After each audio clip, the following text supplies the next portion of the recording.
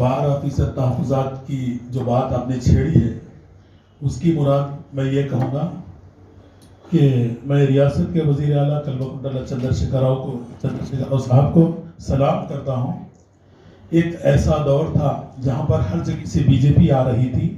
उस पीरियड में आपने दोनों ऐवानों में, असेंबली और काउंसिल में, ना सिर्फ बिल को पास किया, दोनों ऐवानों में फुल मेजॉरिटी के साथ दोनों ऐवानों में पास करके अब ये तहफ़्फ़ुज़ात जो बढ़ाना है, ये मसला सेंट्रल गवर्नमेंट से रिलेटेड है। अगर वहाँ पर अगर कोई सेकुलर जमात हुकूमत बनाएगी तो ये इंशाल्लाह पॉसिबल होगा। अब मेरे बीच हमारे दूसरे मेहमान मिनिस्टर मेरे बड़े भाई निसार अहमद साहब, मेरे अस्सलाम वालेकुम। सबसे पहले क्योंकि अक्सर मेरा भी कुछ ताल्लुक सियासत से है और सियासत को बहुत करीब से देखता हूँ। मैं में या जमात के पास में बेजुबान हो जाते हैं, वो बोलने के लिए कुछ भी नहीं बोलते हैं।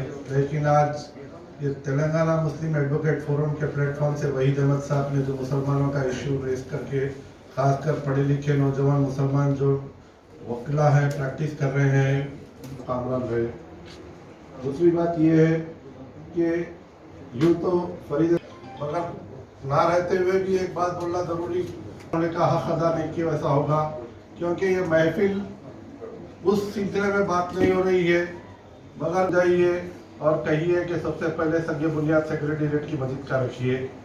हमको नौकरियाँ, हमको आमदनी, हम ज़राए आमदनी हम ढूंढ सकते हैं, लेकिन हमारी इबादत गाहों की तहफ़्फ़ुज़ करना हम जब आपके ऊपर छोड़े हैं तो आपसे उम्मीद करते हैं कि इंशाअल्लाह अल्लाह जल्द से जल्द सेक्रेटेरिएट की मस्जिद को अल्लाह ताला बुनियाद रखने की तौफ़ीक़ अता फरमाए।